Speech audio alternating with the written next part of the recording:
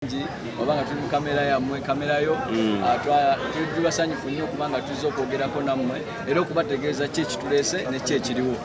Byonna bye tugenda okubabuuzaako abantu baagala okuwulira era bye batubuuza baba bakiikirira.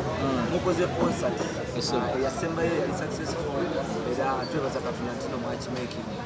So this time round muze mukoze concert naye abantu bagamba nti mukoze Juliana. Lwaki mwategese ku the same date?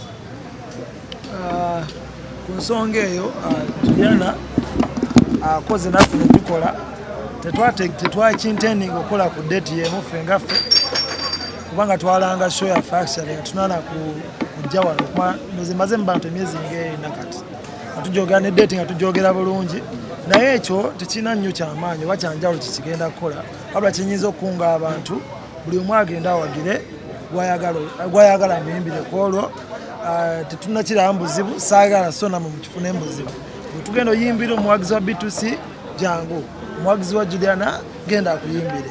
Yes sir. Buli omu aweekundowooza nze kyendowooza ku nsonga eyo Uganda nene Uganda erimu abantu over 45 million.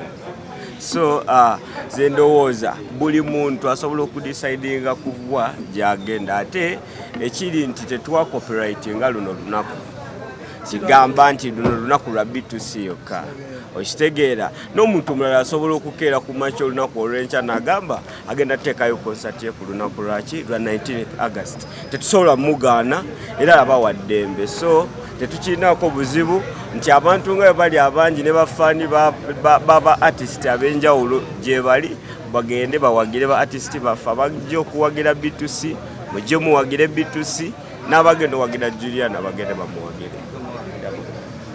Ku kya 19th ffe tumanyi concert yaffe yeriyo ku lunaku 19th era tuyita abawagizi baffe bambi mujje mutuwagire. Kyemmanyi abawagizi tulina bangi, tulina abawagizi abasukka mu kakadde oba mukadde obubiri ate nga kwolwo olunaku twagalako abantu abawagizi 2,000 ku Freedom City 2,000 bokka 2,000.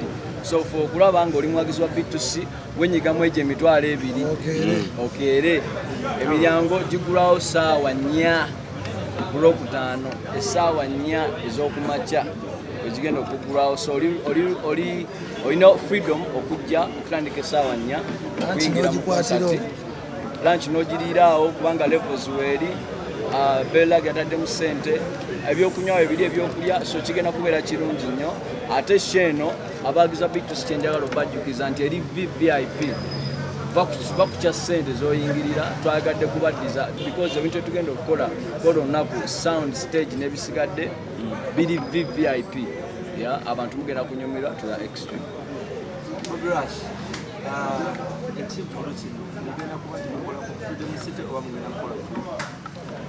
Ekivulu kino kitandikidde ku Freedom City nga 19 August. Kyoyongereyo Jinja nga 2 ku Transafrica, tugende Luwero nga 21 mu kisaawe kati tuveewaawo nga nnaku z'omwezi 26 Lukaya then 27 Mbalala then 28 Kalisizo. So mujje yeyo tuwa yaffe gye twasaliddewo abafaani baffe bajje batuwagire mu bifo ebyo. So oba olinawo oli mu kitundu kyenjogedde bane tukusaba ojje wagire B2C mu nnaku ezo. Mr. Julio, twagala okukalifayinge ensonga omukulu Victor yodi yayogeddeko ekivulu ekyasembayo mmwe mwayawukana ne management olw'ensonga ye ngabana yagaana nga bwe nadde nagambyeko ngenda kwongera kukinyonyola nti ensonga eyo si yatwawukanya ne management enkadde wabula ensonga twazinyonyola oba tuze tuginyonyola ebintu byanjawulo ebirala ebyatwawukanya weewaawo kiyinza oba kyawulikikanga ekyo kimu ku byo naye si ensonga. I think ekyengabana nga bwe nakigambye tusobola okihandolinga bulungi ng'era bwe twali tukihandolinze okwawukana nkiddamu okwawukana kwa B2C ne management yali njawukana oba difference mu kirooto kye twali tulina. Omu yali ayagala kudda eno, omulanga ayagala kudda eno, so ne tutakwatagana ne tutasobola kutambulira wamu ne amaliriza nga tuli ne management eyo. Mr. Julio omanyi ombuzaabuzamuko katono ebiseera ebyo mwali mukozesa erinnya B2C era nga lyamaanyi nnyo, but watuukawo ekiseera ne mwagala okukyusa erinnya ne mweyita Kampala Boys. Lwaki mwetumaka Kampala Boys?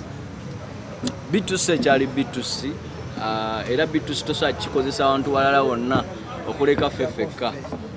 Tewali erinnya eryo liri copyrighted era nga oyinza osibibwa ng'olikozesezza mu kintu kyonna ekirala. Kampala Boys was just a spice to add on. Tweyita ba Kampala Boys, God's Last Bones, tweyita ba B2C Soldiers. Osobola okweyita nga oyinza okweyita nti nze nzani onoyongerako kino otegeera. So kwali kwongerako bwongezi ate abantu ne bakimbulesinga bulungi ne bakifuna bulungi. Kampala Boys tetukiinaako buzibu, otusobola tuyita Kampala Boys tusinga kikozesa ddala nga tuli bweru wa Uganda. Kubanga bwe tubeereyo mu award Afrima biki bagamba B2C Soldiers aka Kampala Boys from Uganda, kitusoundingira bulungi, kitunyumira ate kitegerekeka mangu. Waliwo alina ekibuuzo?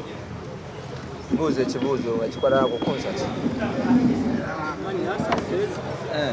Wetubeera ku concert abayimbi abasinga batulaga bazadde baabwe n'abakyala baabwe.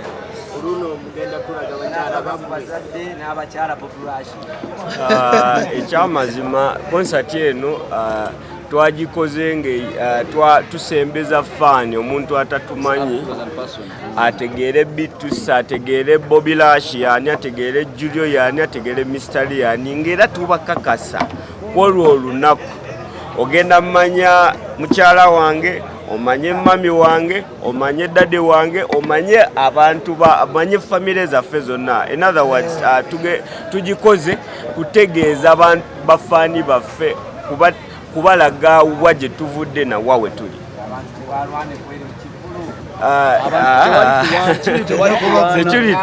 Security egenda okuba buli muntu ayagala okuteeka obuleeta obujagalala. Bamama baffe tebalina dde obuzibu, tebasobola nadde okulwana famire. Abakyala baffe teri agenda kulwana era bakimanyi nti buli omu alina waafuniramu. Osegedde bakyala baffe. Abakyala baffe tebalwana, tebeekuba ebikonde. Abakyala abaffe abasatu ate mukyala wange abalwanira kino wajju. Nange kyebuuza. Boona abalwanira kino wange. Ekibuuzo mbadde nkyakyebuuza. Abantu bakwatagana tebalina buzibu bakyaffe balyoke era ku olwo mujja balaba. Sheno nga bagambye the main point ya Sheri kusembeza bafaani baffe eriffe kutumanya deep. So mugenda manya ebintu bingi ng'ovudde ku by'abakyala ekinza okukola highlight eri omukulu naye n'ebirala bingi mugenda omumanya. So I believe you're going to have a good time ku Sheno. Mujje munyumirwe. Yes. Ennaku wasigadde mbale. Naye debate ebadde ekyaliwo kulinda Deni ne Diana Nabatanzi official. Kati tukibuuza omukulu ono. Kati ennaku okay. Guys, thank you very much. No. Excuse me.